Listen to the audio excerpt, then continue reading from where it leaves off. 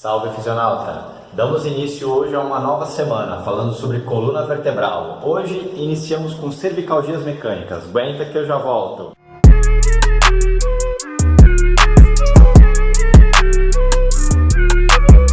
A coluna cervical consiste em 7 ossos empilhados na região do pescoço e possui uma curvatura como se fosse uma lordose, a mesma que a lombar. Aqui nós observamos uma cervical vista perfil, vista lateral direita. E aqui os ossos empilhados numa curvatura em lordose. Aqui a cervical 1, que se chama Atlas, cervical 2, que se chama Axis, cervical 3, 4, 5, 6 e 7. Essas são as 7 vértebras cervicais. É cada vez mais comum o aparecimento de dor nessa região, ou na parte posterior, ou na região posterolateral, pelo uso excessivo de computadores no trabalho ou diversão, ou então os dispositivos móveis, celulares e tablets nessa flexão. Ou a pessoa fica com a cabeça anteriorizada por muito tempo, ou então ela fica nessa flexão forçada também por muito tempo. Isso vai gerar algum transtorno na parte muscular, ligamentar, tendínea,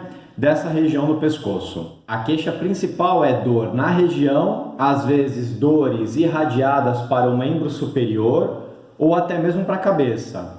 Em alguns casos, quando a situação é um pouco mais grave, a pessoa pode sentir alguma vertigem, porque os nervos que vão inervar o sistema labiríntico passa pela cervical. A maioria dos transtornos na cervical, dos desconfortos, das dores, advém de problemas mecânicos, ou seja, ou a pessoa movimenta em demasia o pescoço, ou então ela fica muito tempo frisada, parada numa mesma posição. Isso acaba por estressar todos os componentes do pescoço. Essa lesão normalmente atinge pessoas ativas, mais ou menos numa faixa entre 20 e 40 anos de idade, que trabalham ou no computador ou usam muito o celular. Hoje em dia essa faixa etária está aumentando, porque a gente vê muitas crianças e adolescentes usando celulares e computadores e muitos idosos também utilizando esses dispositivos. Então essa faixa etária de 20 a 40 acaba aumentando às vezes para 10 anos de idade ou 75, 80 anos. Segundo a Organização Mundial da Saúde, cerca de 50% dos adultos vão sentir algum desconforto nessa região ao longo da vida. Hoje, mais ou menos de 10 a 15% das pessoas sentem dor nessa região do pescoço, e a grande maioria delas é do sexo feminino. O grande vilão dessa história acaba sendo sempre a parte muscular, então a musculatura acaba entrando em espasmo, acaba bloqueando a movimentação e isso acaba gerando movimentos acessórios que acabam inflamando outras estruturas, como o disco intervertebral, os tendões, os ligamentos, a cápsula articular, e isso acaba gerando um transtorno mais generalizado, podendo até irradiar para o membro superior do lado acometido. Às vezes a pessoa sente dores de cabeça, tudo advindo dessa região do pescoço, das desorganizações que acontecem nessa região. Alguns músculos se tornam hipersolicitados, outros acabam se desconectando, uns mais fortes, um mais encurtado, e isso acaba gerando essa bagunça na região da cervical. Aqui vemos uma vista posterior, mais para o lado direito, e alguns músculos principais que podem estar acometidos nessas cervicalgias mecânicas. Então, aqui está o esternocleidomastoide, que se conecta aqui na base da cabeça, passa pela lateral do pescoço, se insere no externo e na clavícula. Outro músculo também bem envolvido nas cervicalgias mecânicas é o elevador da escápula.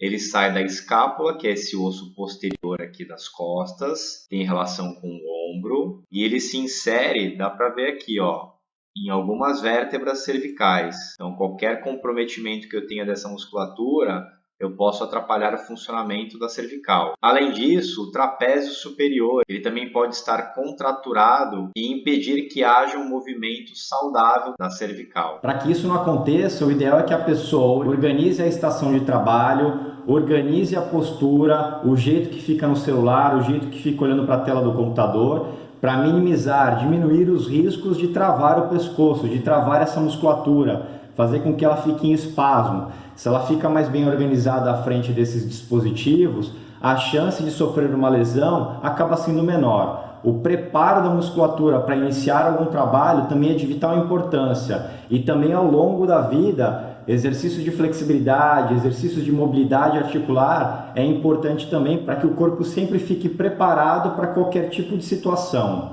Algumas pausas são de vital importância também no meio do trabalho. Então a pessoa está muito tempo na frente do computador ou muito tempo usando o celular, o ideal é que ela faça pequenas pausas para aliviar esse desconforto da região, para aliviar essa pressão ocasionada pela má postura. O diagnóstico é clínico e se baseia no histórico e na história do paciente. O médico normalmente solicita um raio-x para ver como é que está o alinhamento das estruturas e ele pode também pedir uma ressonância magnética caso ele suspeite de uma lesão um pouco mais avançada, para identificar se é alguma hernia discal ou alguma outra situação mais grave. O tratamento inicial se baseia em relaxantes musculares e na diminuição do fator causal. A fisioterapia tem um papel importante na análise postural dessa pessoa e no treinamento físico funcional da postura e na adequação do ambiente de trabalho e no ambiente de diversão dessa pessoa. Bom, pessoal, por hoje eu fico aqui. Amanhã eu trago novas informações e lembre-se, seu corpo, sua responsabilidade. Arregace as mangas e viva uma vida melhor. Falou, pessoal, até mais!